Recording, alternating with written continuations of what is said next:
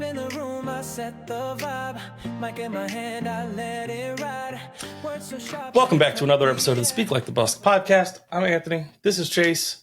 We're in for another week of fun, excitement, dating, and a little bit different of a topic today, but we're going to see where it goes. I'm a little nervous on that, actually. I know you said you wanted my authentic reaction to it. Yep. But I was still planning on looking into it a bit, and I just didn't get around to it. I was looking into some other things. Real quick. Yep. Gentleman by the name of Tai Tashiro. He's the author of The Science of Happily Ever After, as well as a few other things. Brilliant guy. I listened to a few of his lectures, some podcasts he's been on. Okay. He talked about dating apps with a few people recently. He says, he was saying that they try to match people based on personality, but he was questioning whether or not that's what causes success in relationships. Okay. And he didn't cite the studies, but he went on to say that studies show that no, it doesn't. If you're more extroverted and your partner's more introverted, yes, that can eventually cause some kind of conflict. But the main factor that determines if a relationship is going to work or not is whether it's determined based on the partner with the worst traits. If one partner is low in agreeableness, high in sensation seeking, high in neuroticism, that will be the ultimate factor in determining whether or not you will have a healthy, long-lasting relationship or not, no matter how good the other partner is. Interesting. So like certain traits that can bring down a relationship, basically. Absolutely. Right. Yeah. Okay. So that just kind of confirms what I've always thought is that you really don't need someone who likes what you like or has that similar of a personality. Sure. You just need a good person who respects you and agrees with you on the major things in life, like how to raise kids, right. Potentially politics, but not necessarily, things like that. Brings some balance, basically, right? Just and that without kind chaos. That kind of highlights that puts even more emphasis on all the red flags we talk about and the things to look for that women say or the way they move that should be setting off alarms, right? So yeah, I thought that was interesting. It is. No, yeah, that's did you side note, but did you have anything on the comments that we had this week or not relatively built up there? Specifically, we can just get into the actual data whenever you want to. Okay. I'm prepared with that. We'll end with that then. We'll jump into fine. The topics and stuff, and we'll get rolling, and then we'll end with whatever we want to rant about here at the end. Okay, so today's topic is just in general dating in the metaverse, which is kind of one of the biggest dating platforms for what it is. So it's basically dating in VR and what VR can be and what it can become, right? So I don't want to jump too far ahead. I'll go through the line-by-line topics that I have written down here. But what is the metaverse, how it works, and why is it growing in popularity? Like, what do you know about it before I jump into some facts? I know it's just essentially like an online alternate reality, which, right. I mean, I guess VR, virtual reality. Sure. But it's always been sold as kind of like this thing where there's a limitless amount of things you can do in it. People are building games in it. They right. have, it's almost like playing Sims, right? Mm-hmm. And now they're starting to incorporate dating with it, which is kind of interesting. It seems kind of weird, but yeah. I remember actually when I was younger, it wasn't as popular as like MySpace or anything like that. But I found this dating site it was kind of like MySpace, but it was for dating. Right. And you would build an avatar and that's how you would talk to people. Okay. Yeah, it's very similar.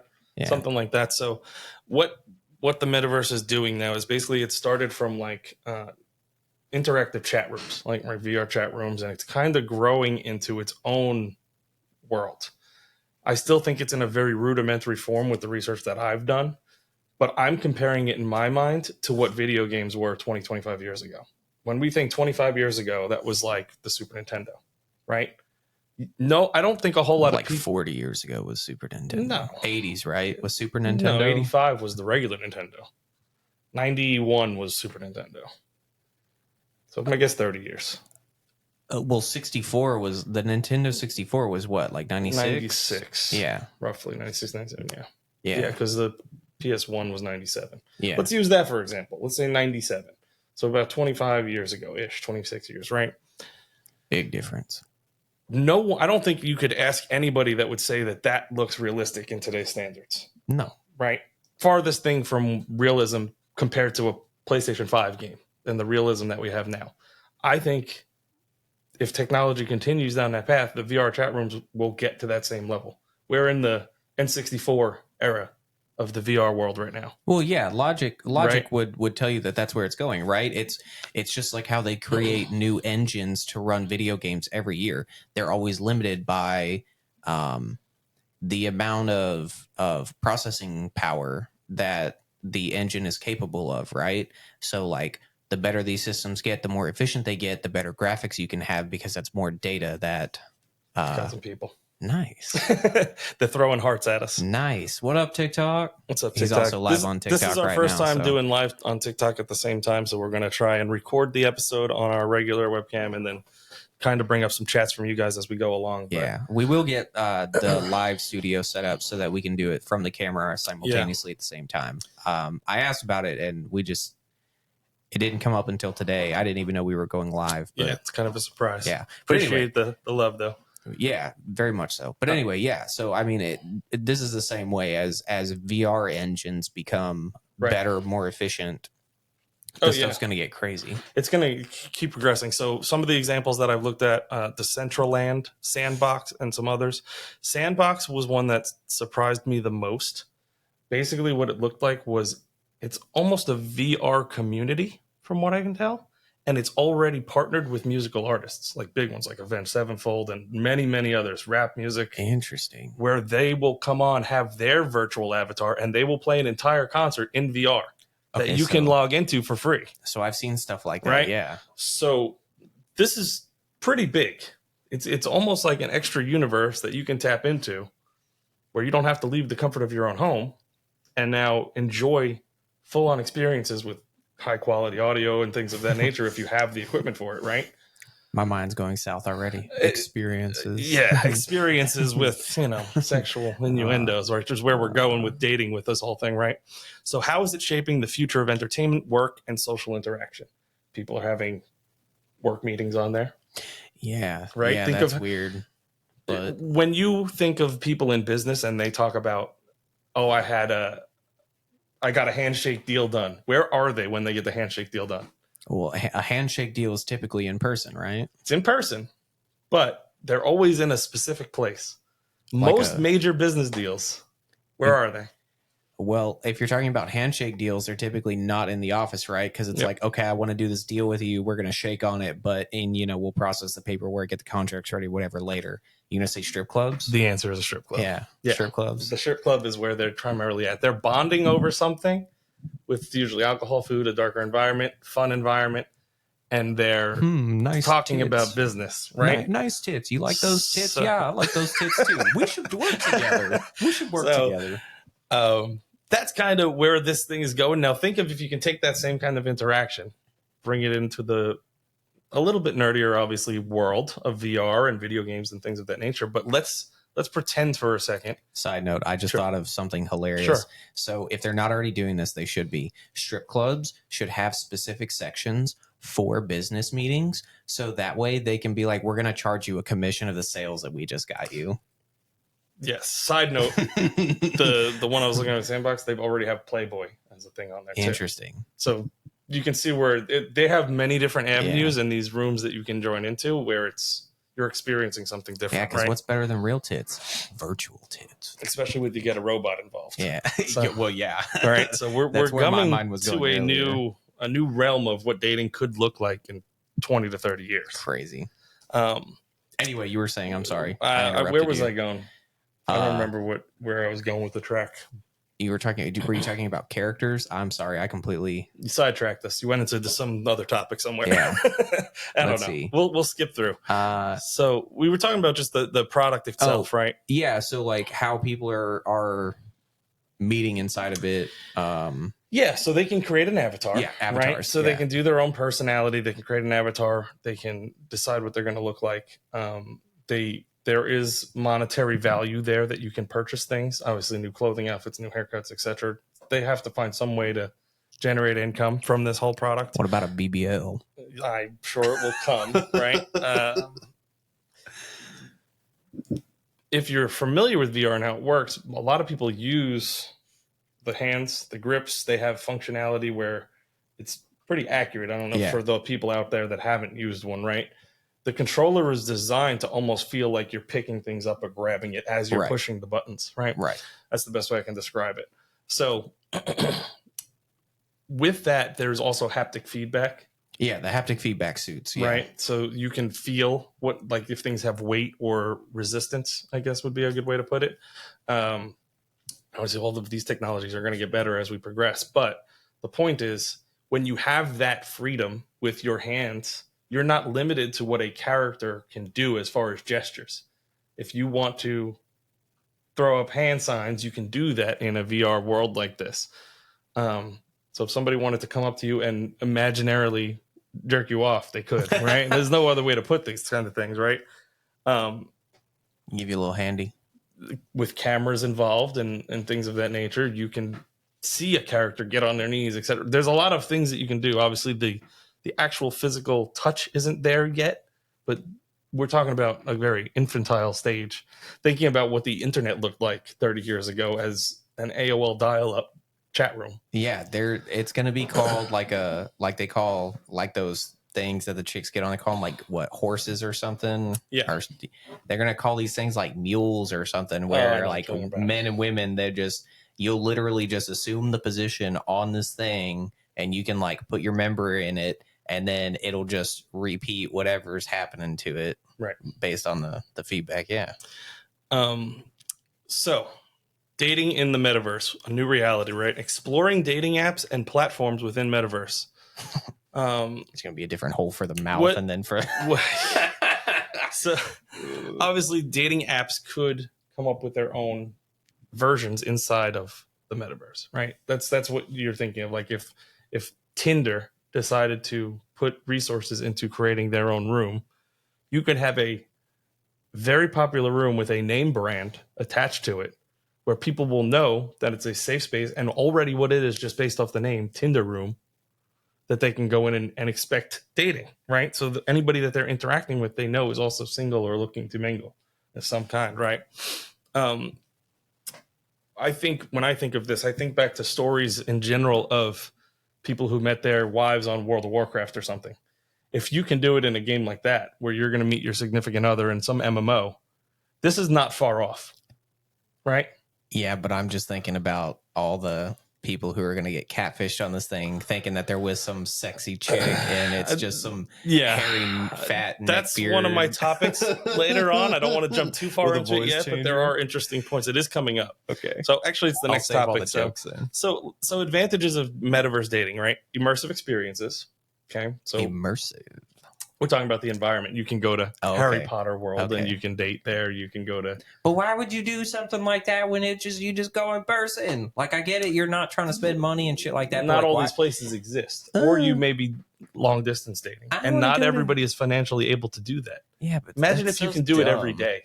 That's so dumb. You know what? I can't go to this theme park, so I'm going to go to a virtual. I'm going to change it on you. I'm going to flip it instead. If your life sucked.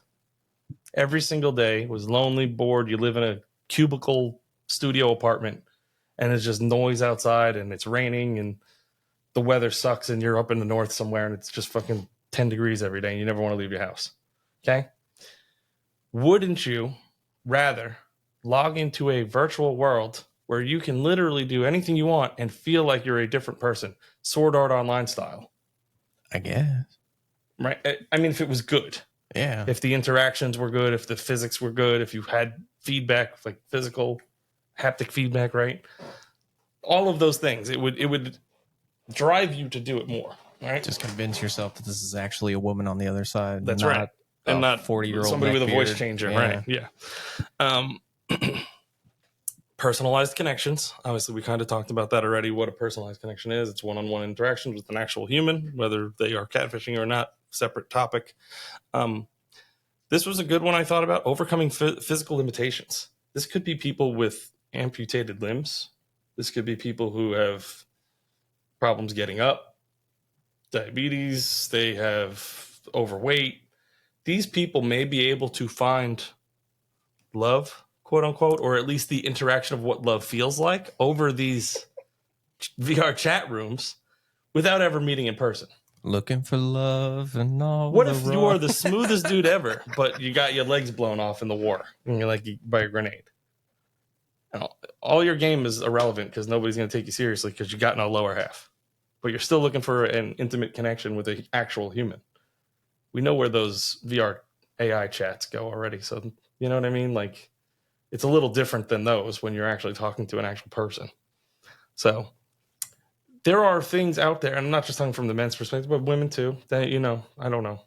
There are ways where people could interact where they are very limited to where maybe they can't even get out of their house. They're on crutches everywhere they go. They're in a wheelchair, right? This can give them a way to go to a concert. My 600-pound life. 600-pound life. All of these types of things where they can get into a new reality of something that they couldn't have done before. Talking about what you just brought up, potential challenges, safety concerns, right? People finding out your information, social awkwardness, people that are normally not very kind of incel-y, that don't go out very often, being on there and cringy and ruining the experience for other people. Because it is still the internet. You know what I mean? So if you just take how people normally act on the internet and how they just like to cause chaos and disrupt things and troll, yeah, how many you're gonna times get that same kind of How many times vibe. have you interacted with somebody online and they said something to you and you're just like, I know beyond a shadow of a doubt you would not say that to my face in person. Correct. Oh, of course. But they don't even know what you look like in person a lot of times. You know, or they just don't care because they know they're safe behind their keyboard. They think they're safe. Yeah. And then the impact of virtual identities. Yeah. So kind of what you're talking about, right? I mean, we already have VTubers who aren't even women who are like the most popular people in the space, or at least they are until people find out that they're dudes, right? So, I mean, it's just going to carry over to that instead. Yeah. Or like I can see that being a huge OnlyFans outlet. True. Sure. I'm absolutely that too. As the graphics get better and the realism becomes there, especially when the actual physical feedback becomes better. These cam girls are going to be. They're going to be on there. They're going to be jerking off like they'll 10 be up dudes on at the once, stage making and money. Yeah, you know, that too. They'll have a whole crowd like a concert watching them pop it at once. Maybe it's a little degenerate, but maybe we need to be looking into potential business ideas for this stuff. It's not a bad idea. That is the future. Because if there's two things that I know that sell every single time, no matter what, sex and video games, sex and technology, yeah, in general, right? Newest technology plus sex. So if you incorporate those two things together and you can project what the future is going to look like, yeah, you have $1 billion idea. VR script club. Yep. And I'm sure there's got to be somebody already figuring that out. Yeah, but and the technology is just not there graphics wise. You do the investing. Bullshit. Do you not? Okay, I don't look at this stuff. Okay, but I look at the data because it's interesting. Do you know that some of the most popular categories on Cornhub are furry corn, and then like Avatar stuff. So it's, Avatar, like the movie Avatar? No, Avatar as in like it's like so it's already the VR. It's like a 3D animated body or whatever. Okay, so it's probably already this, and they're just recording it and putting it on there. Oh, you're right. They could already be this their VR avatar. Yeah. That's what you're I'm right. saying. Well, a lot of it is just like with animation, right? It's like animation loops of that stuff. You know, the rigging is hard and time consuming, but sure, that's what a lot of it is. It's just like 3D models that they're making do, you know, the deed, things like that. But yeah, so like imagine if you rig that to like a VTuber setup, sure, and they're in the VR space now. you're a virtual cam girl. Congratulations. Right. No one can see you. You can do all the dirty stuff, make all the money. But they would link it back because those cam girls, their popularity is based on who they actually are. You know what I mean? It's almost like they have to promote, hey, I'm going to be live. This is my avatar. You know what I mean? Because a lot of their popularity is already that they have a following on the internet. If you're just a nobody and you're just like, hey, I got a sexy avatar, if what's stopping that from me being behind the camera? Because you can. The same reason why nobody's going to get lured into that. The same reason why dudes create female VTuber avatars, use a voice changer, and then become the most popular VTuber in the space. Gotcha. It's because we know what men want, and we know how to put on a show, how to create that fantasy that dudes are looking for, right? That's all you need. They don't need to see what you look like in person. Let them fantasize. That's true. We talked about dreams last episode, right? Or the episode before. Mm-hmm. Men are simple creatures. Paint a dream. Let them think that, you're there for him. It don't matter if you're fake or not. They don't care. Right. I've listened to, not that I watch VTubers, but like I've seen clips. I don't really know anything about it. That's a little more than my realm of expertise. It usually gets thrown on me. It's not like I'm like looking for it. But like on YouTube and stuff, a clip will come up and they'll actually be making a good point that's relative to dating or something else. So I'll listen to it. Sure. I can't tell you how many of these women I've heard be like, yeah, dudes all the time say like they want me to do a face reveal. I should go with a live camera. And they're like, but I'm ugly. You don't want to see what I look like. But they have a cute voice and they have a good avatar. And so they're like obscenely popular because. Sure. That's what it is, right? Yeah. They don't want to lose all their followers otherwise, right? Yeah. So it's you're applying the same concept. We're just going into a virtual space and I was going to say that goes out of it, right? Exactly into the next topic, which is the virtual romance, building connections. And the first topic is avatar customization. So creating personalized representations that express identity and preferences. This goes into a whole nother wheelhouse of how you identify yourself and all this other craziness that this world has brought upon us in the last 10 years. I think it's a Bruce Willis movie. I can't think of what the movie is called, but that's what it makes me think of. There's a scene in it where it's an uglier dude. Yeah. And then he thinks like he's meeting this sexy chick in a bar or something, and they end up, getting down and dirty. Right. But the chick on the other end, it's just some like morbidly obese neckbeard dude who just has a weird fetish. It's something like that. This is all I keep thinking. Like this is just going to be the majority of this, but we kind of know where that's going, right? With avatar customization, people can either try to be themselves, which I think would be the best way to represent yourself, is at least try to make it look like you kind of. If you are trying to give like an honest attempt at dating and actually beating somebody, then yes. And so that's what I was thinking about when an actual dating app comes out in VR. Does that look like you have to take a photo of yourself and we are going to create a VR representation of you? You see what I'm saying? I don't think they make any money doing that. Well, you could still change your clothing. You know what I mean? True, but I genuinely think they're going to make more money being like, hey, you can put on cat ears because that's cute. Well, again, that's clothing, though. That's accessories. We're talking about your facial features and your... No, like they legit make you look like a cat girl and not, But that's not a dating app. You see what I'm saying? If this is just the dating app comes out, the actual official, like this is meant for dating, and it's going to be a representation of you. Not some bullshit. You want the bullshit? Go log into that other thing. Yeah, but knowing how popular like VTubers and stuff like that are, that's genuinely how I see it going. I'm trying to come up with a counter argument because I know what you're saying, and I understand. If for a realistic person like myself that doesn't care about it, if I wanted to enter the dating world and VR dating was where it was at, you're still going to get catfished. Like they will find ways to make the avatar look different. Yeah, right. Yeah, but I wouldn't want to see a cat girl. Is what I'm saying. Like myself. So I'm saying about if other normies. Right now, but like the Gorda down the street can get her hot friend and be like, "Here, let's use your face on this." That's a good point. Right? You see what I'm saying? So like, they're gonna find ways around it. That's a good point. Where you can just take a picture of somebody else. Yeah, I get what you're saying. It's completely logical. People catfish the out of people as it is right now. Like, yeah, it's gonna get worse when you get avatars. I see what you're saying. Logically, it makes sense. It tracks. What if it's a live cam the whole time? the only way you're visually able to interact is like setting up a camera like this and interacting with it. But on the other end, I think it's doing all the VR stuff. I think it's going to create a new. Well, first off, that is because the technology will grow in 20 years. What if we just don't need a camera anymore and we just fucking put a thing on our head and it just scans us like a hat? That would be crazy, right? That's a lot of that. You're like you said, that's crazy technology. It's creating helmet, jobs for sure, but with facial recognition built into the helmet. There will be programs and ways around it still.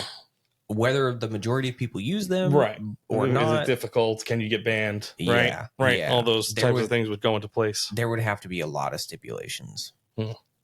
Right. I wouldn't consider that like a genuine interaction. Seems like you're in the mindset right now of this is never going to work. No, I think it's going to work. I think it's going to be very popular. I don't think it's going to be for people who are trying to be successful in finding like long-term meaningful relationships. But that's what we're talking about. We're talking about actual dating successfully for normal people, not weirdos, not furries, not incels, not the gamer population, not anime junkies and weebs. We're talking about the normies getting on here eventually and it becoming a thing. This could be the equivalency of like a boomer take on modern technology. That's what it sounds like so far. Because the generations that are growing into this, like it may just be normal for them, right? Mm-hmm. But I genuinely think of how dating apps are now, right? But I'm still having the internet, and of course we've adapted to it, right? But I still am finding it's hard enough to have a genuine connection with someone on a dating app already. I'm having a hard time believing that the majority of people will be able to find a genuine connection like this. I think this will increase genuine connections over dating apps. Dating apps is literally a text message with no physical interaction, no voice interaction, no stimulation. This has physical. If you have a headset on and you are looking around and when you look right and left and everything else, and you can see trees and birds and sky and person in front of you that's saying, hey, shithead, pay attention to me.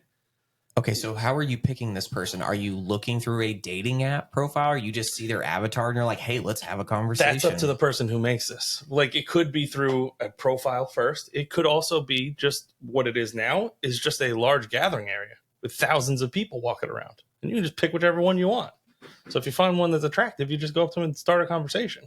The technology would have to be hellaciously better than it is now for something like that to work and be like, I actually find this avatar realistically attractive. Right? Well, that's why I'm saying as the graphics increase, right? Where we're in the pixel era right now, where it's not very real. Probably another 10 years it'll be at there. Least. Again, when I was young and Super Nintendo came out, it was cutting edge. I was like, this is crazy. The sky looks like sky. And obviously it doesn't. We got an N64 and they couldn't get us off of it. It was crazy. My mom would come in the room and be like, oh my God, the graphics are so real. Yeah. When realistically he had looked like dog shit. He's a big square Minecraft looking character at this point. So it was a very different thing for sure. The virtual activities and experiences. So let's talk about shared adventures, games, and events to foster connection.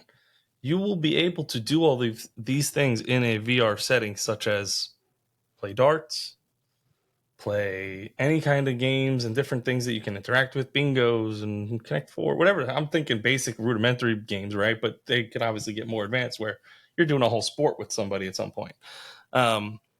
Immersive experiences, we talked about going to concerts and things of that nature in VR, which they're kind of already doing. So experiencing live music, you can do comedy shows. They do that, right? There's a lot of different things of that nature that you could take advantage of and go on a virtual date, essentially, for probably half the cost and time and travel fees and effort that it would take to do a normal date. And then you would still have a shared experience with that person because you two talked and interacted with each other the entire time. You know what I mean? Like if there's a way to just link it up so that only me and you can hear each other and not the thousands of people around us. You know what I mean? We're having just a one-on-one chat, but all of this craziness is going on. We hear the music and excitement, right? So it's interesting, I would say, in that aspect for sure. I was looking through some of the things. A lot of people have already taken advantage of it. Like I said, rappers, rock artists, all sorts of different things that you can think of. The role of the technology. So utilizing a VR headset, motion tracking, haptic feedback to enhance virtual experiences. Let's take these one by one. Where do you think the VR headset technology will be in 20 years? How good is it going to be to the point where is it going to be something slender and smaller and not as cumbersome? Are we going to get away from it altogether and just be a little chip in our head? I don't think we're going to go to like chips in brains. That's tinfoil hattie. Not tinfoil hattie, but what I'm about to say might be tinfoil hattie. Okay.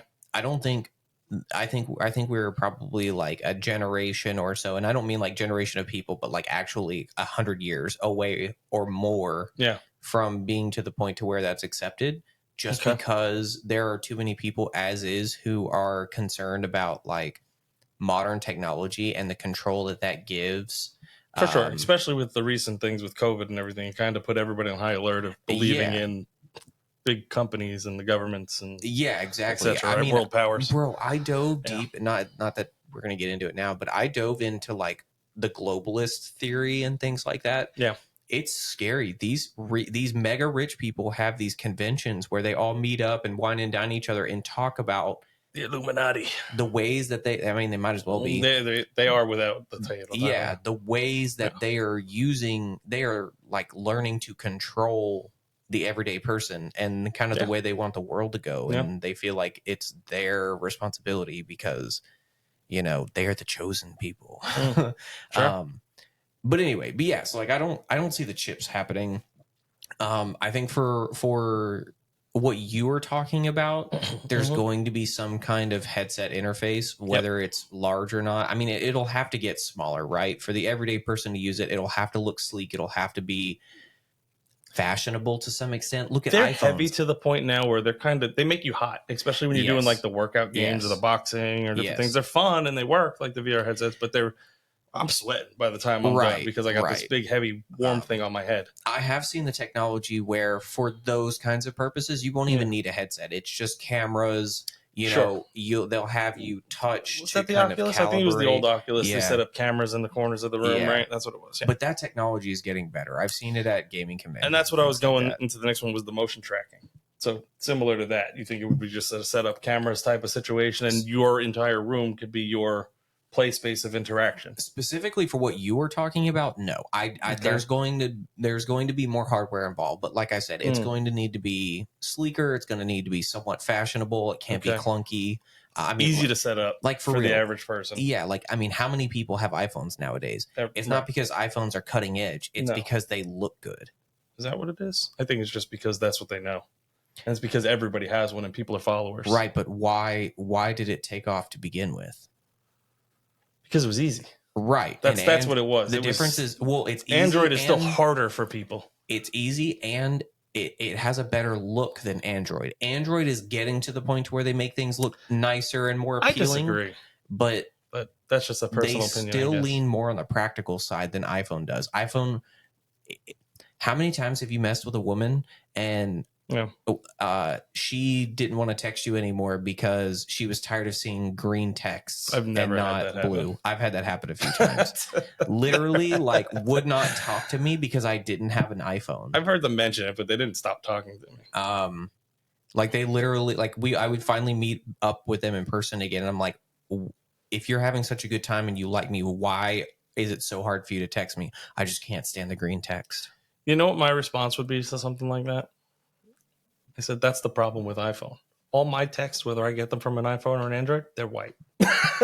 I don't care, and I don't know the difference, and it doesn't bother me. The fact that you're on that stupid platform, they make sure that they irritate you. Right, but they also don't like the way that Android looks. And I understand for the most part. The physical phone or the interface? Both. I think they're just not used to it because that doesn't make any sense. You're right. They're not used to it. But at the same time, as someone who kind of, I just get I had an iPhone like phones. 3.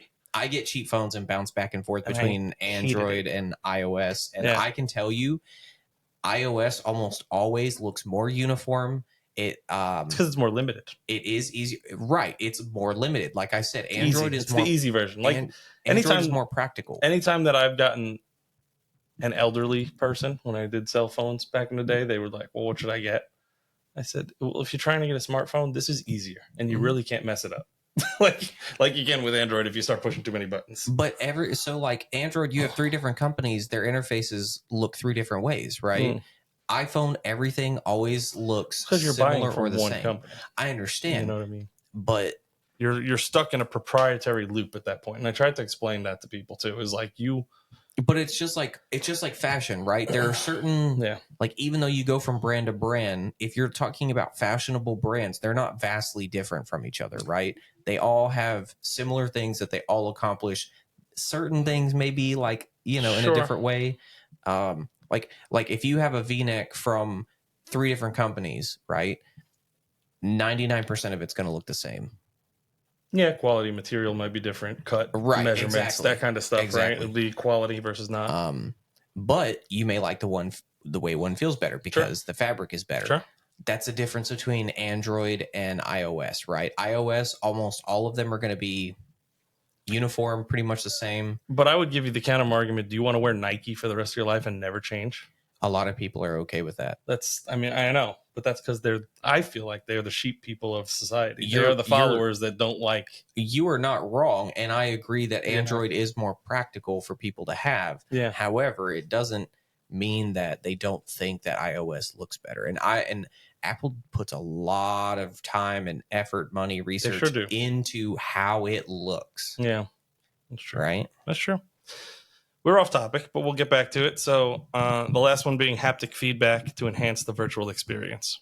Yeah, so like I put on the last gaming convention I went to, I put on a haptic feedback suit and hopped in VR and got on the high seas and fought pirates and shit like that. What'd you think? It's insane. For its basic form right now, pretty interesting. It is insane how far they've already come with that stuff. You're going to have full body suits, or like I said, it's going to be like a machine that you literally like just lay down in and you're going off to the town. Races. Yeah. Right. Interesting. It's going to be like a different hole for a mouth and then. So not VR, but let's just sidetrack just slightly to like augmented reality. Similar topic, right? This is not on the notes, but I just wanted to pivot because of what you just said. If these robots do come out, and even in a rudimentary form, they only have some basic sexual functions, right? Up, downs, and, basic side to side, whatever, motions. They can't just like go to the kitchen and make you a sandwich or anything like that, right? They're just strictly for what they're for, right?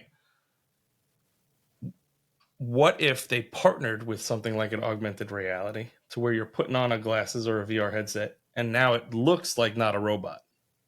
Well, they already have that technology. But you see But you see what I'm saying? Whereas with the robot partner, do you see what I'm saying? It's like it's like an iPhone situation. Like iPhone comes out with the glasses, iPhone comes out with the robot. Here we go. I'm pretty sure they're doing similar things in Japan already because they are making robots. Right.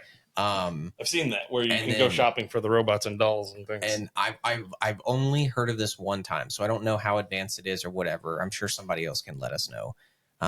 But I'm pretty sure that they're making it so that the robots will sync up with like those VR corn interactions. Yep.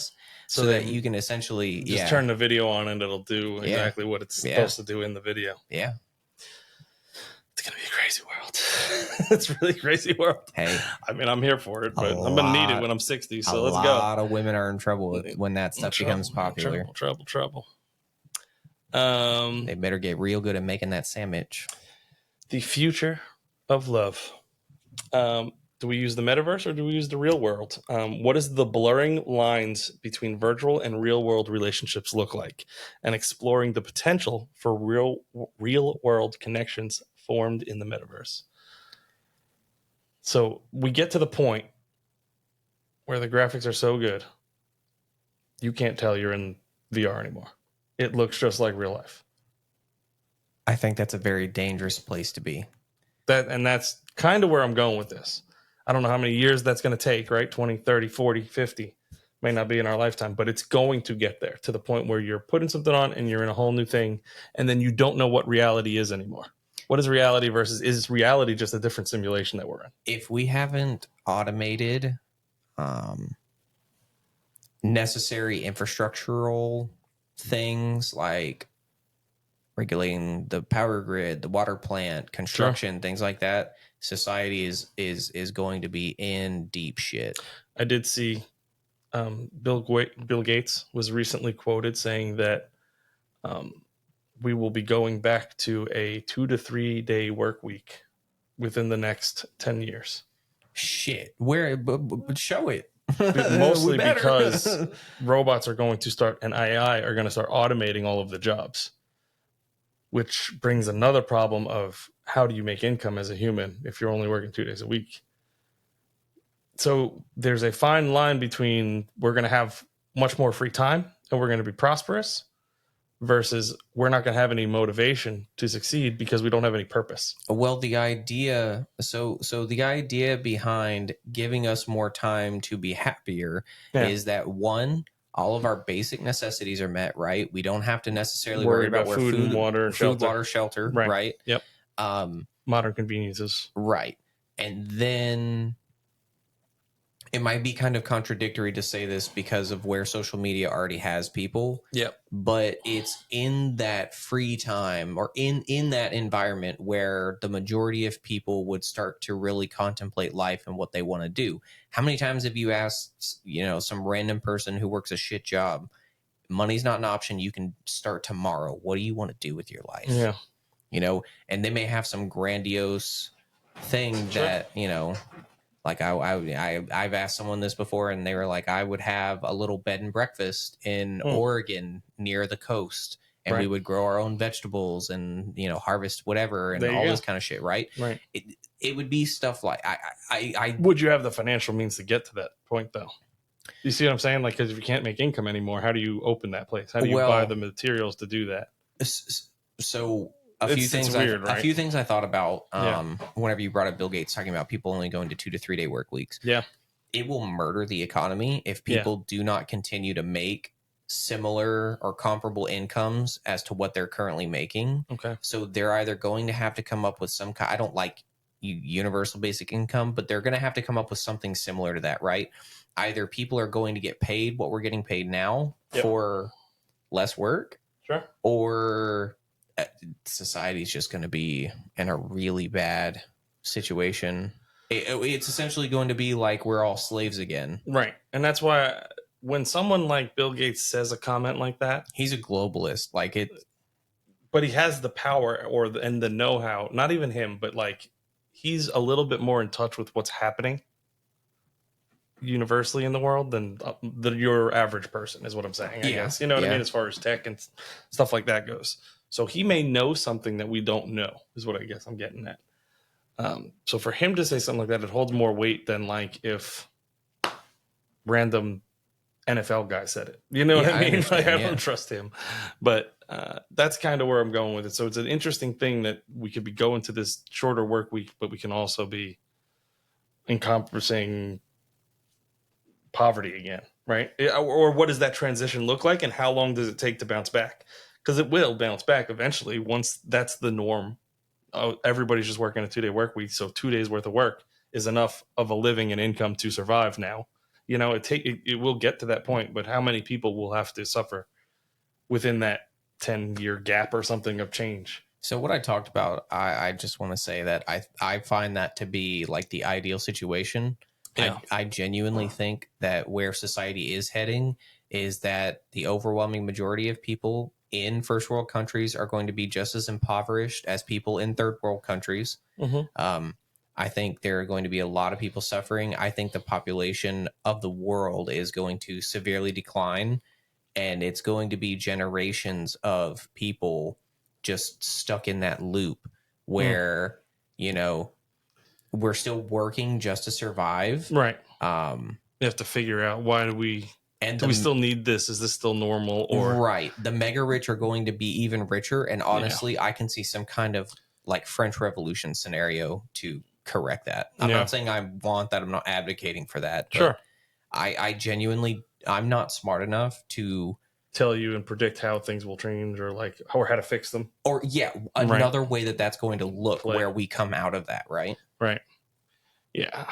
And you can only Okay, speculate, I guess is the word, right, on what you think is going to happen, right? So if the need to work is not there because all of the normal jobs that people would work have become automated through AI and robots, what do you do as an average person? You're almost forced into either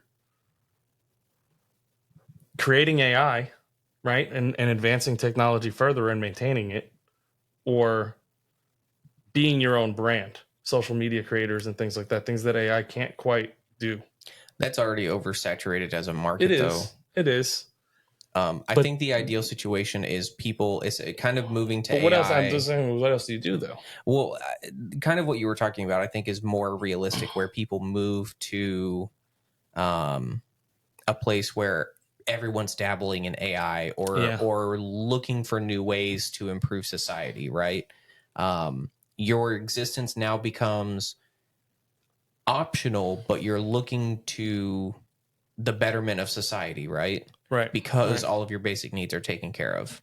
Sure. Yeah, that very well could be. The next point of topic is the impact that metaverse dating on traditional dating practices changes in expectations and relationship dynamics.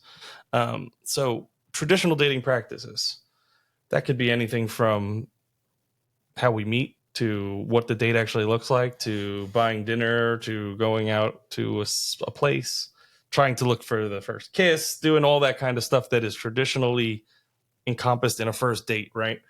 How does that change, and what does it look like when it goes away from that norm, when you're stuck in a virtual room with somebody versus all of the traditional things that you can normally think of? Body language kind of almost not there anymore.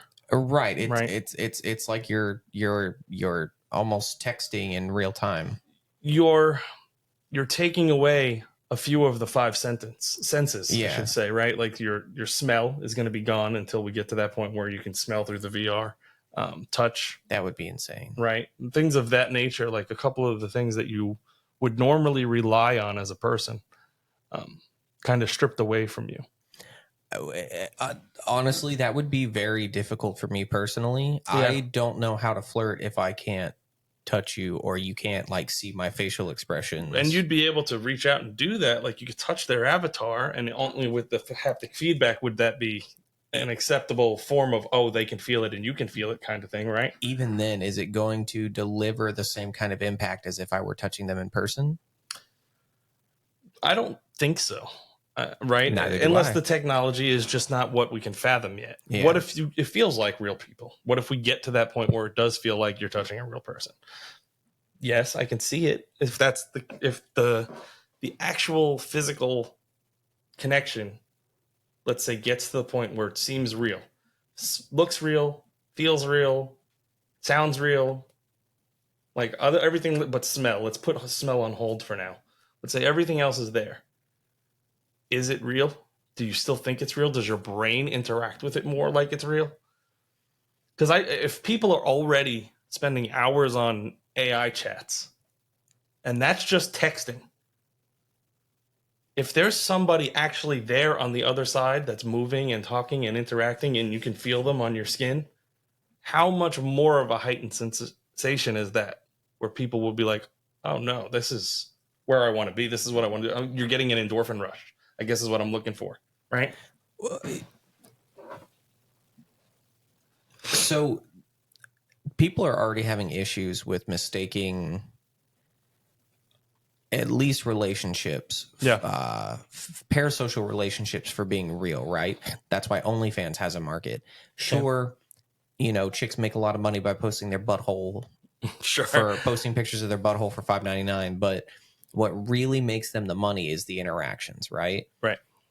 So I think the groundwork is already there for people to believe or allow themselves to think and believe that these things are real. So I can see that happening. I think we're very close to that. It's just how much data can these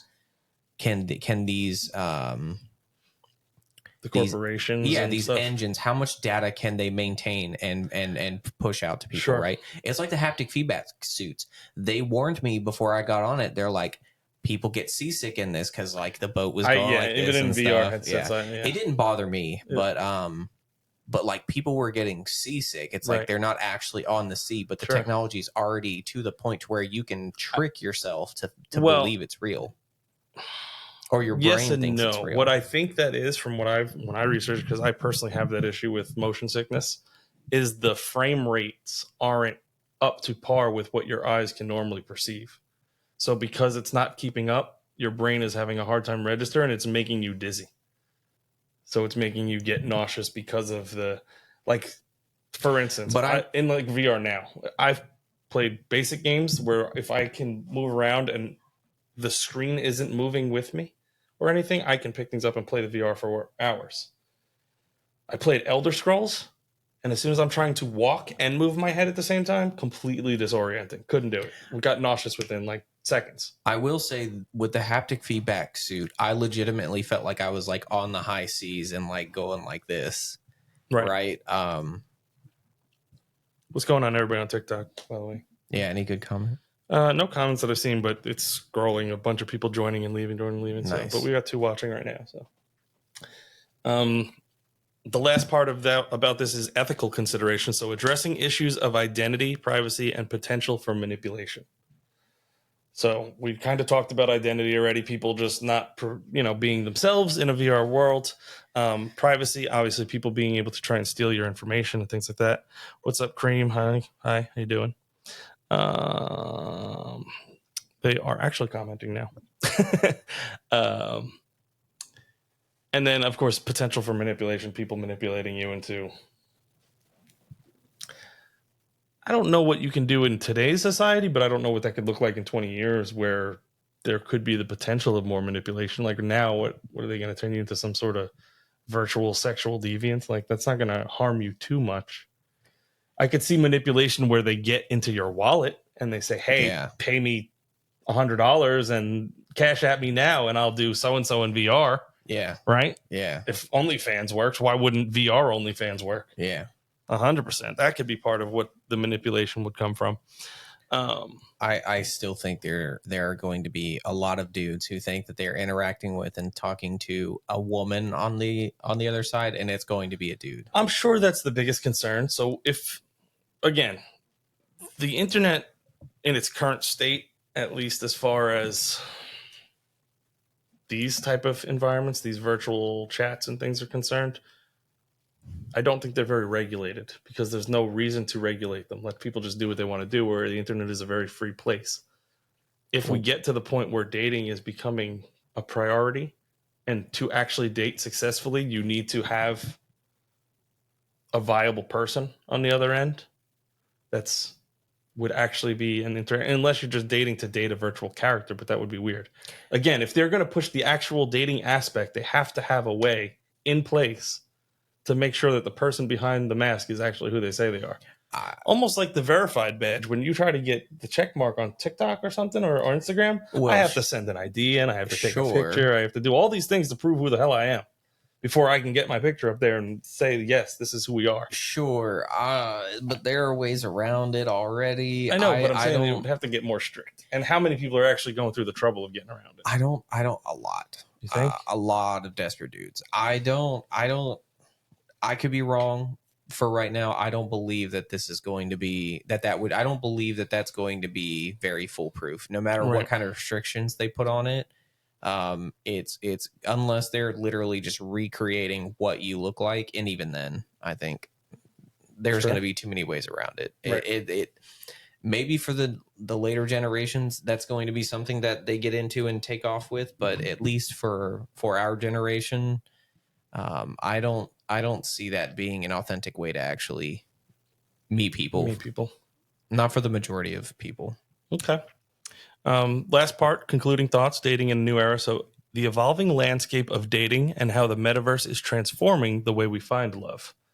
So just final thoughts, evolving what dating could look like if this actually progresses into what we think it could become at some point, where the lines of reality are kind of blurred on what's real, what's not. Would you rather be in here? Would you rather not be? I'm in trouble if we move to this. Let's just say 30 years. If I'm an old man in 30 years. My bones don't work like they used to. I'm a little wrinkly. I'm all these things. Okay? Back's killing me. Don't want to get up. Kids are out of the house. The whole thing. What would stop me from wanting to get on there and portray myself as somebody that I'm not in real life or that I used to be?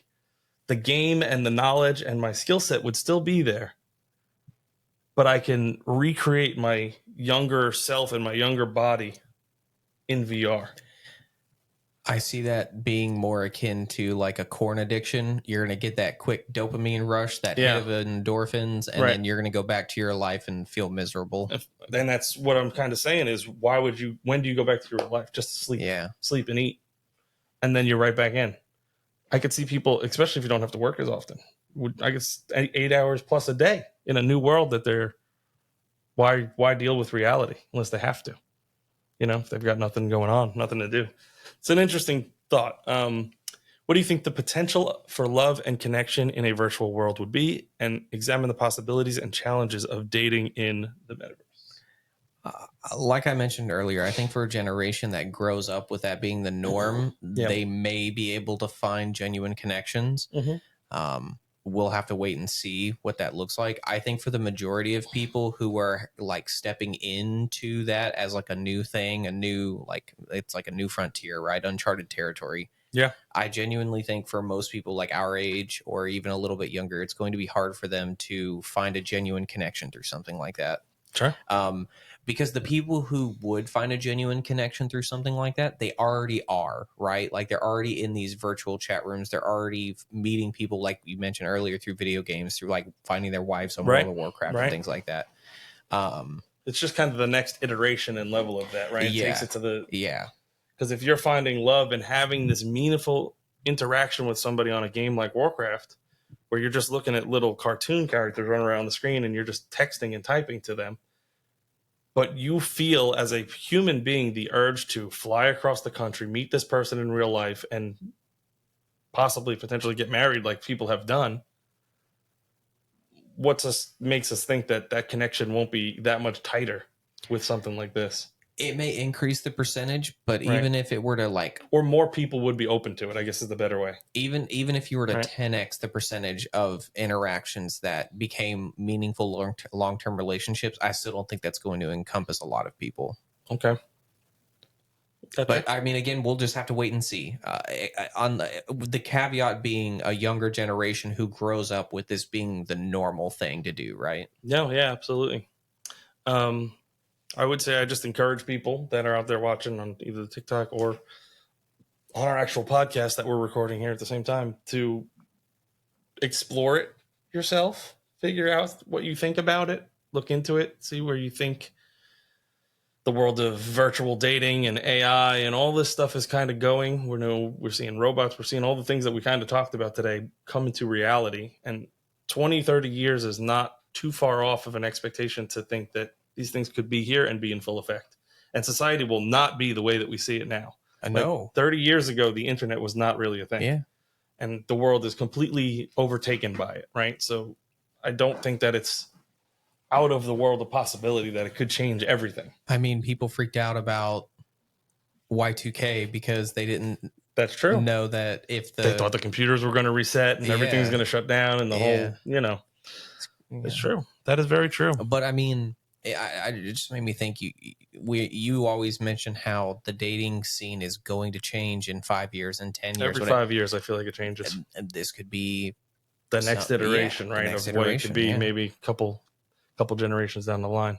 I do agree. That's kind of it for the topic. Unless you have anything else towards it, or just thoughts, or no. I mean, unless you want me to goon and make funny comments. No, go into what you were going to talk about, I guess, here, and I'm going to try and move our TikTok folks around here and just see what we got going on. Up? I look fat there.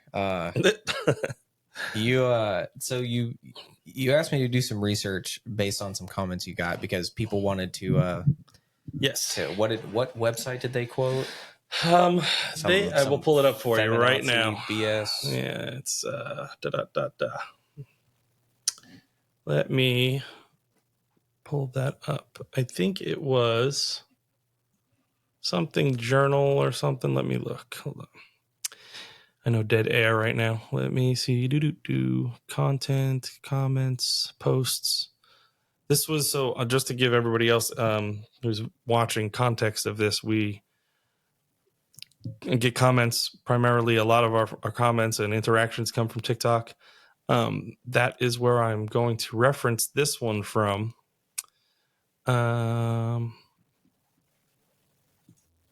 Let's see. Okay. Yeah. So somebody originally had posted that the happiest people are single women. And they referenced Open Psychology Journal. That's what Open it was. Psychology. Good night. How many? First off, what's the sample size? Okay. How often are these studies done? It was the sample size was no more than 300 people. It was within the hundreds. Literally less than 0.001% of the population. Very small. Yeah, it was very small. I'll tell you that. It didn't take me long to find this. It took a while to sort through the data. Yeah. Because it's not obscure, but the way that they have it structured on their website, you have to go back and forth and, kind of connect the dots. So if anyone has ever heard of the General Social Survey, it is conducted by the University of Chicago. It was created in 1972 by James Davis and is frequently referenced in journalism, companies such as the New York Times, Wall Street Journal, Associated Press. So it has a lot of credibility. Since 1972, they have conducted dozens of studies, surveys, year over year. Okay. And these range from 10 to 20,000 people to hundreds of thousands of people. I did see one study that when I was researching it, that one was over 100,000 people. Yes. And it felt a little more accurate.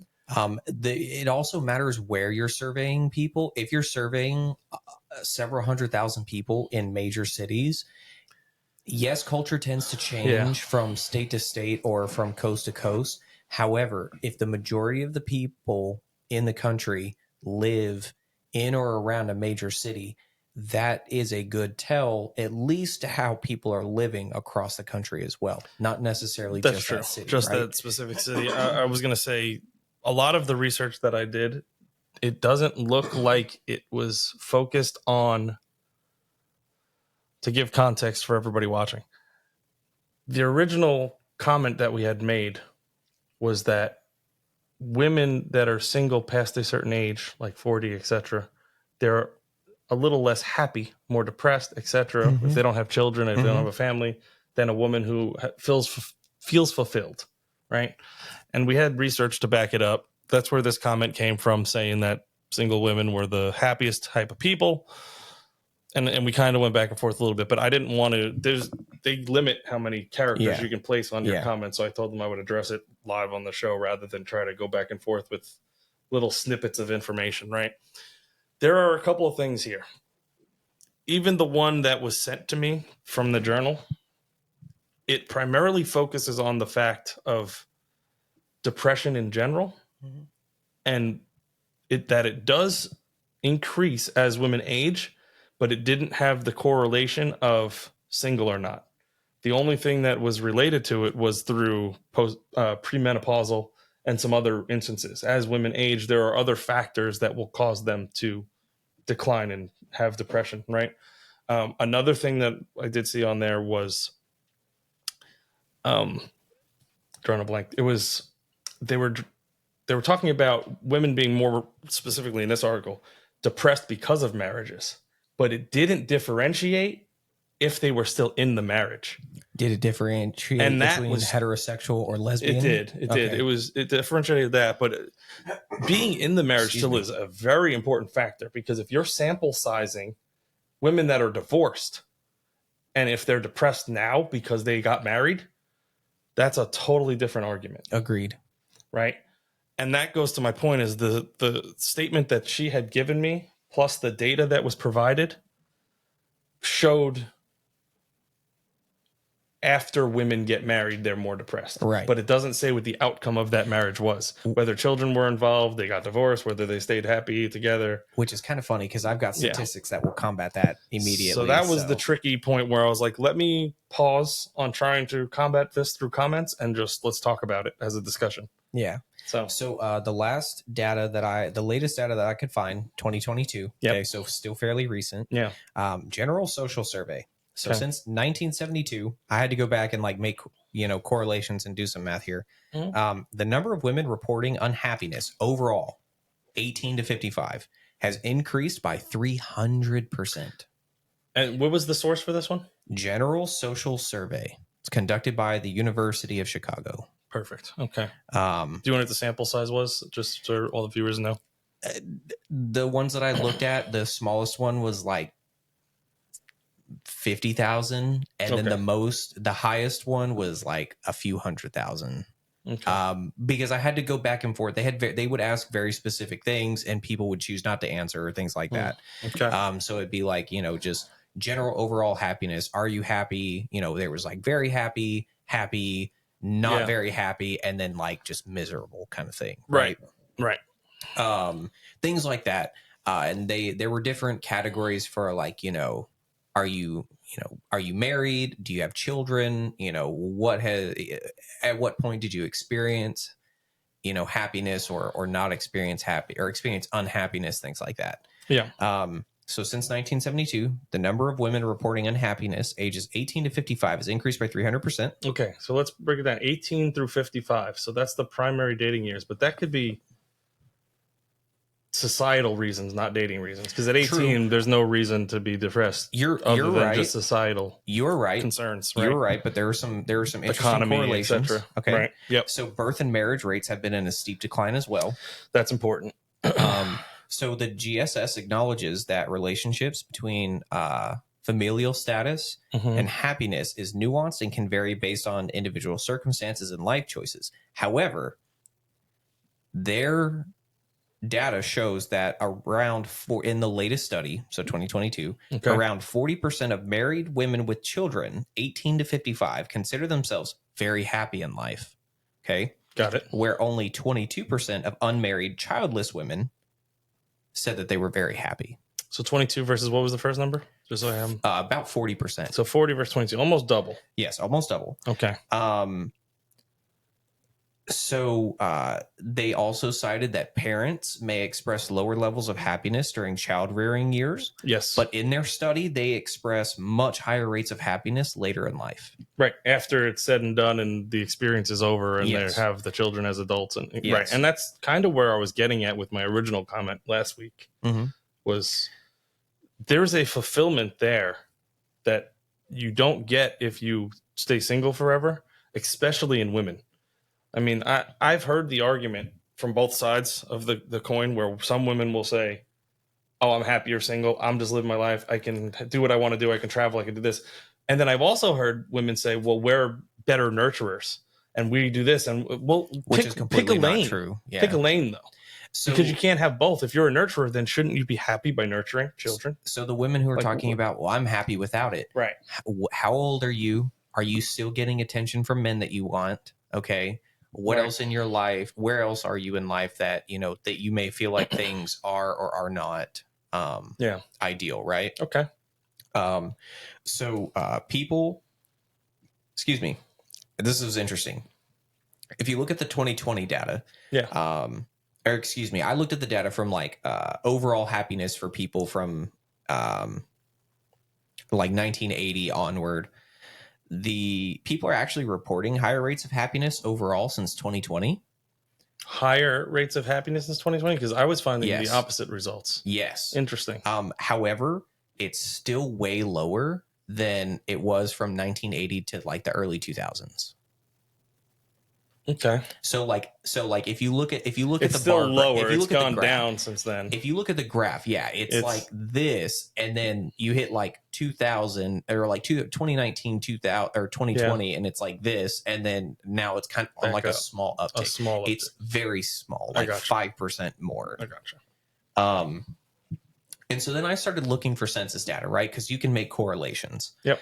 And that's where I was going with why I didn't answer in the comments was there are multiple factors that you have to look at when you're looking at stats, and you can't just go off one person's case study of 100 people and think that that's the answer. Especially if they're not taking in all of these other factors into account that could be contributing factors, right?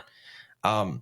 So more people today agree that it's better to not be married than to stay in a bad marriage than in like the 80s and 90s. Okay. Yep. So that speaks to like the higher divorce rate that we have. Yeah, higher divorce rate. Birth rates in America are currently lower than they were in 1979. And there are 100 million more people today than there were in 1979. Okay, so let me play devil's advocate here and say what other contributing factors since 79, which is a long time ago at this point, that are in effect? The internet, social media, right? But the economy. So I thought it could potentially be the economy, right? Right. All of these things are new since 79. Right. But mentioning feminism and the internet and kind of the way that social media has programmed people, all that does is it speaks in favor of the correlation that we're trying to make here. I agree with you. Because I'm just saying if you take all those things into account, it's not just the fact that women are just deciding let's not have babies, not have kids. No, there are reasons for it based on what they're being fed by media, the internet, societal norms. Right? You're right, but these things don't just happen to exist simultaneously, and there's no correlation there, right? Sure, that's what I'm getting at. Right, of course. So married people in 1960 was about 72% of adults age 18 and up. And today it's only 51%. So if there's 100 million more people in America today, right? Okay. And our birth rate is at an all-time low. It's interesting. If there are significantly less married people, right? Yeah. And if people nowadays believe that it's better to get out of to not be married than stay in a bad marriage. Okay. And more people are reporting, women specifically, unhappiness later in life. Yep. When they don't have a family, don't have children. Okay. How can you argue that those things aren't related? They are related. And that's why I was trying to say that if you pull up one study that only specifically asks, are you happy single or are you happy married? And don't take into all the other things into account, you can't get a real answer. Yeah. Right? You have to look at the whole causation of what's happening in society. Well, and it's not just that, but I think that also speaks to kind of like the delusion that a lot of women live in. I didn't talk about it, but I guess it's a good segue now. I listened to a lot of women this week get on TikTok or whatever and talk about how their husband, they're like, oh, he works 50, 60, 80 hours a week. Like he's a really good worker. He provides for the family, this, that, and the other. Yeah. But then they start complaining about how all they do is work. And literally all these women talk about how he's the primary breadwinner. He pays all the bills. He goes to work to provide for the family. But then they, quote unquote, do everything. They talk about how they do everything and they don't have any help doing everything. It's like, okay, does he have help paying the bills? Is he complaining about having to go to the work the way he is or put up with the shit that he's got to put up with and pay for everything and not really get much in return, right? Right. And a woman who was commenting on what these women were talking about, she had a fantastic point. And I was kind of thinking it too. How do you not realize that you can either stay in this marriage and understand what your partner is doing for you? Okay. And have help paying the bills and doing whatever. Sure.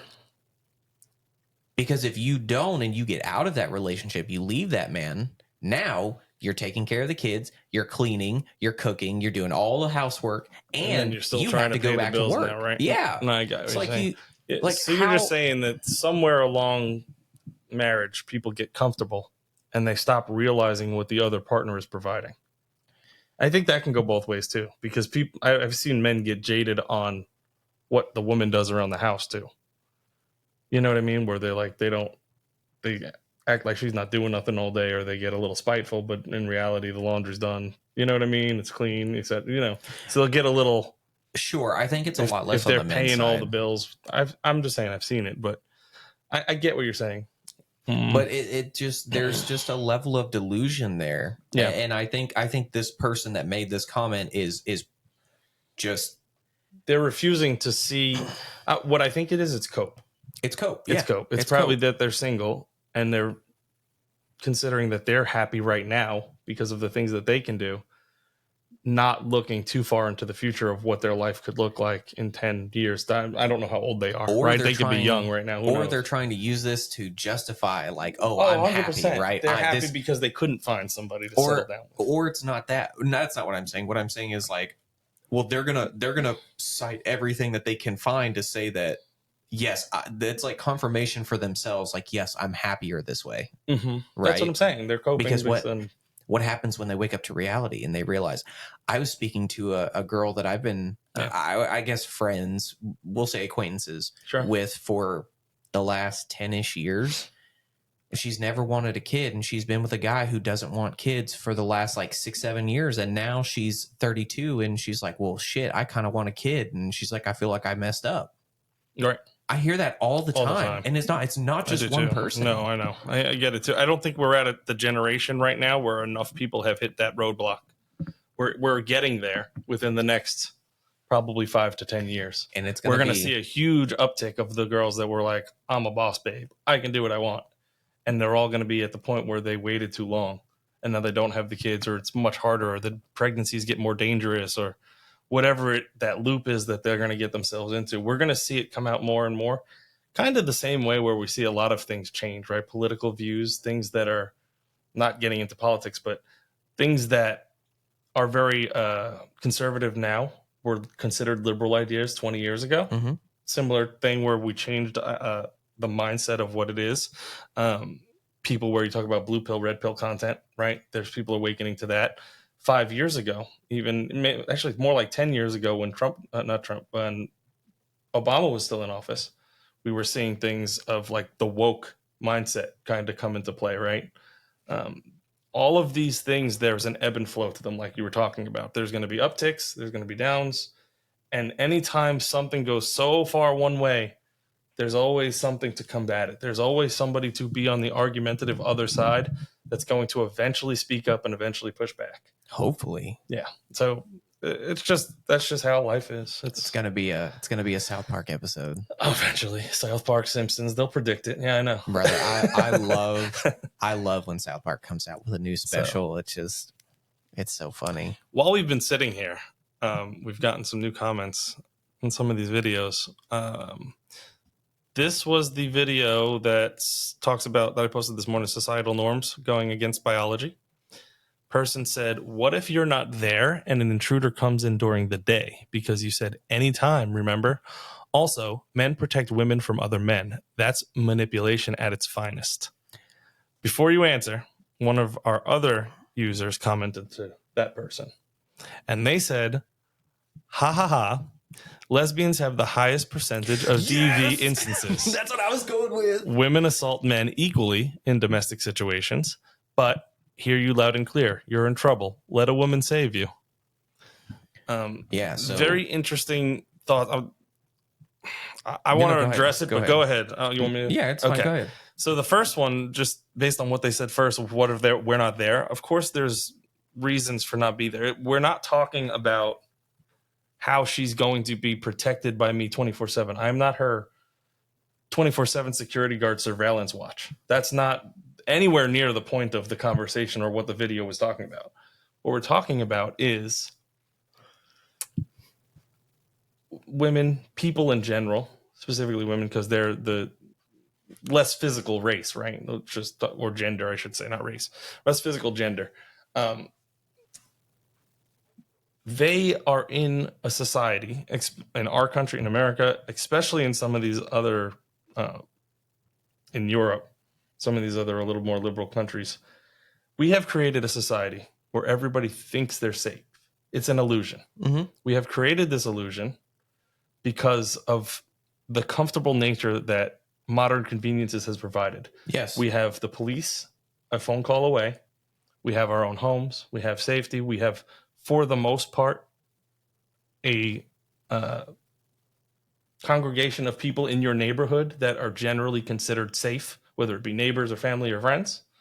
It is all kind of an illusion, because if you turn on the news or look at the internet for even 4 seconds, you're going to see that there is still danger in the world. People are still getting murdered. People are still getting kidnapped. There's still sex trafficking. There's all of these things. Okay. So to say that it's manipulation at its finest is complete delusion. Absolutely. Because there's nothing manipulative about me telling a woman that you're safer with me than you are without me. Yeah. That doesn't make any sense. You are 100% more safe with me. Whether you think I'm 10% safer, 30% safer, 70% safer, that depends on your man and how well he can defend you. Is he trained in martial arts? Does he have a gun? Is he big? Is he small? Is he weak? Is he strong? That's on you. How much more safer? But even if you're with a man that's 5% safer, you're still safer.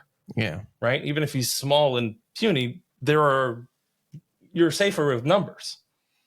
So there's nothing manipulative about saying that you are safer with your man to protect you. That's delusional as fuck. Not only that, but we've made this comment before.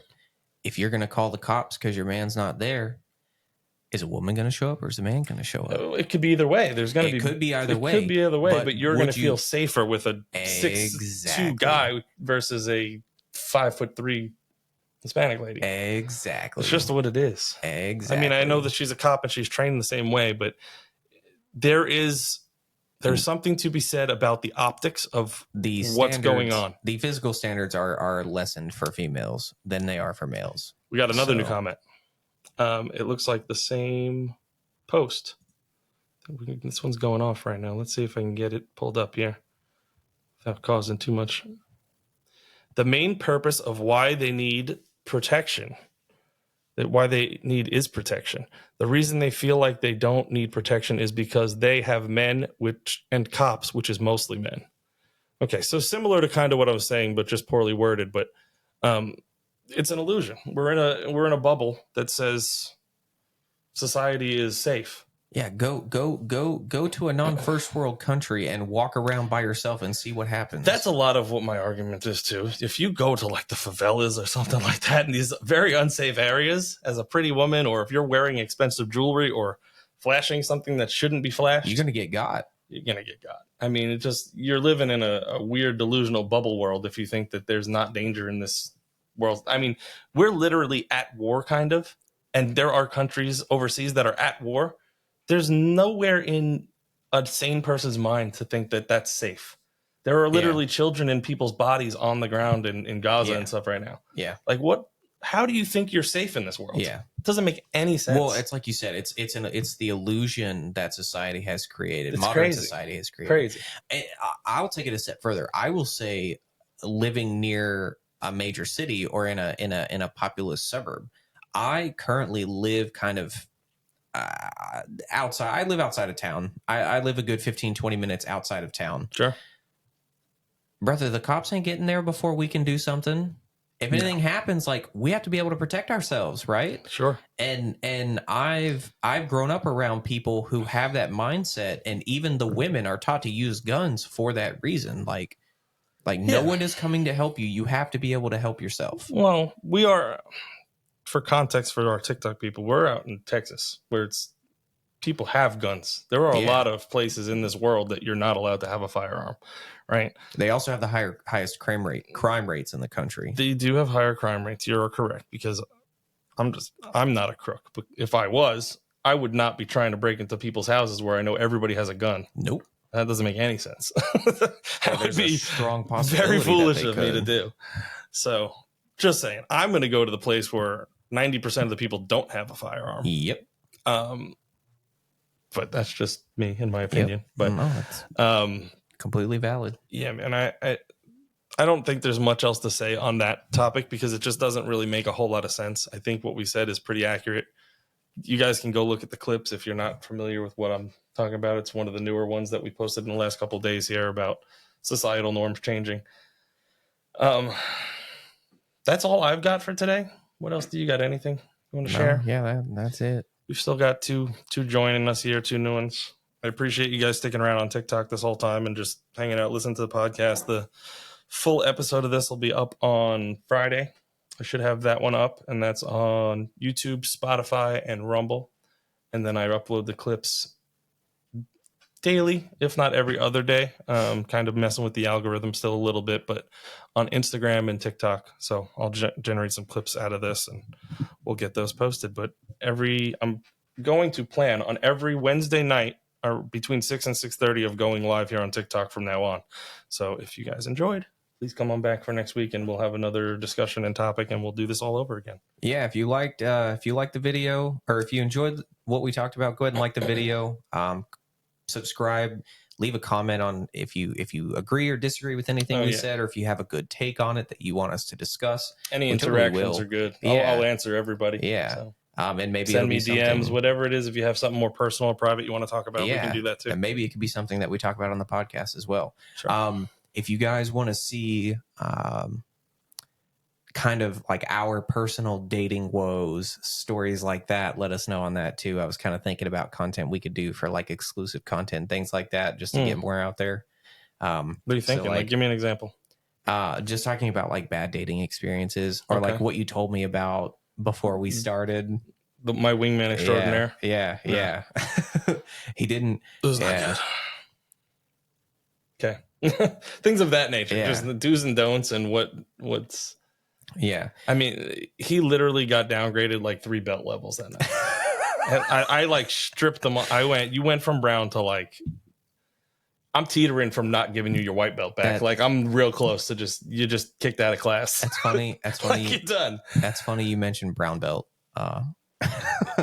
Because of who he is. Yeah. But anyway, brown belt.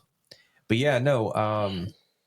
If you guys are looking for dating advice or just someone who can kind of coach you on how to approach women, how to talk to them, how to move, and you are looking for success, this is the guy to talk to. I know everybody out there talks about it. You know, you see all these dating gurus who are super aggressive. I have been through stuff like that. I'm telling you, they're not it. This guy knows what he's talking about. He will get you success, and he will cater it to your situation. I appreciate that. That's good. Good little side note. Trying to think if I missed anything else. Just follow, subscribe, guys, interact, and we'll see you next week. I appreciate you guys sticking around this whole time. Thank you. Step in the room, I set the vibe. Mic in my hand, I let it ride. Words so sharp, they cut the air. Confidence dripping heavy, I don't care. Speak like the boss on every line. Charisma blazing like sun in the sky. Undeniable moves, they can't resist. This podcast got you feeling like you exist. Picking up the flow like I pick up the beat. Headphones on, I'm bringing that heat. Girl next door, yeah, caught her eye. She smiles back like, why even try? Speak like the boss on every line. Charisma blazing like sun in the sky. Undeniable moves, they can't resist. This podcast got you feeling like you exist. Grab the mic, it's a whole new game. Charm so loud, it drowns the shame. Words like magnets pulling the crowd. Speak like a king, make your mama proud. The power's in how I twist these lines. Every syllable, a ladder I climb. The world's mine when I talk my talk. Swagger so heavy when I walk my walk. Speak like the boss on every line. On every line. Charisma blazing like sun in the sky. Undeniable moves, they can't resist. This podcast got you feeling